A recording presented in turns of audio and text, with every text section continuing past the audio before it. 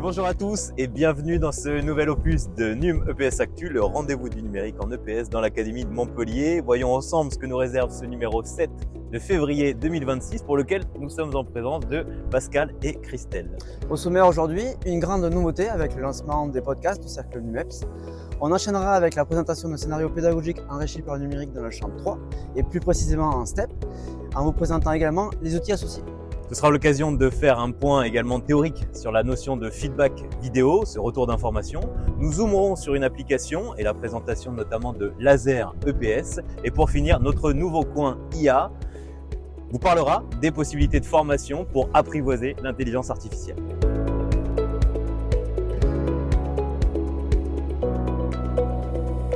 On commence avec les actus numériques et le grand lancement des podcasts du NUMEPS. Avec cette nouvelle forme de communication, l'objectif est de se questionner ensemble sur les usages raisonnés et efficaces du numérique au service des apprentissages des élèves. Nous y partagerons des expériences d'enseignants, de chercheurs et des analyses de pratique. Ne manquez pas le premier épisode, Prof connecté, élève acteur, à retrouver sur les plateformes dédiées Spotify ou Apple Podcast.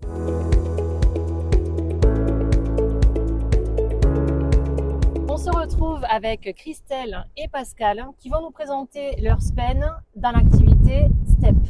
Christelle, est-ce que tu peux nous dire du coup quelle était ton intention quand tu as programmé cette activité STEP avec tes élèves?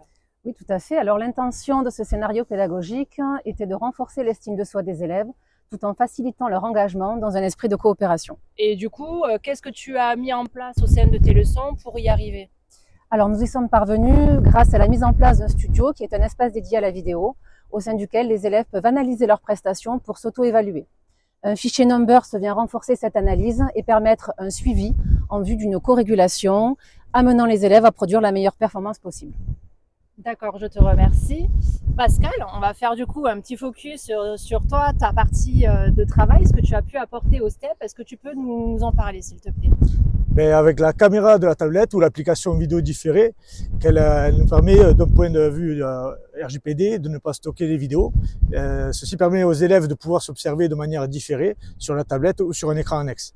L'application permet aux élèves de se voir plusieurs fois afin de s'inscrire dans un processus d'auto ou de co-évaluation. Par la suite, l'utilisation du fichier Numbers va permettre à nos élèves de dresser un constat des acquis et des manques individuels ou collectifs. Une fois les différents critères validés ou le niveau satisfaisant atteint, le groupe peut prétendre à une évaluation. Je vous remercie à tous les deux pour nous avoir apporté des précisions sur votre SPEN. Merci à tous.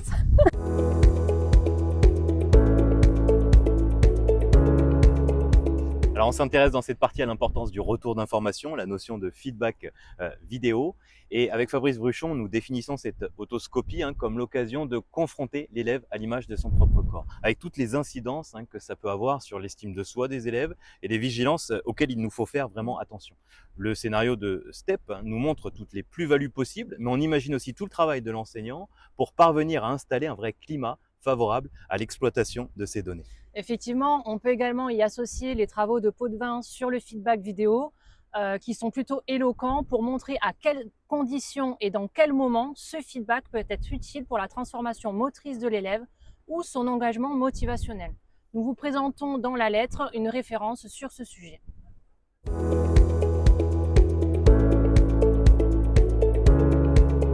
Place au zoom sur une appli qui met à l'honneur Laser EPS. Cette application, développée par des collègues du grade EPS de l'Académie de Créteil, permet d'offrir aux élèves un retour immédiat sur leur performance. Les indices quantitatifs comme le temps moyen entre 2 tirs et la vitesse moyenne de course peuvent renseigner sur la qualité et l'efficacité motrice de l'athlète. Nous vous invitons à découvrir cette application et ses plus-values potentielles. Enfin, nous retrouvons le coin des IA. Dans cette section, nous présentons le dispositif d'auto-formation proposé par la DRAN pour mieux connaître, utiliser et enseigner avec l'intelligence artificielle. La DRAN Occitanie propose un parcours en ligne pour comprendre les enjeux de l'IA en éducation et accompagner les élèves dans leur usage. Vous trouverez le lien pour s'y inscrire dans la lettre. Merci de nous avoir suivis. Alors comme d'habitude, retrouvez toutes nos ressources sur nos différents espaces, l'espace Pearltrees, la chaîne YouTube et notre nouveau compte LinkedIn. Merci pour vos propositions et on se retrouve très vite. À bientôt.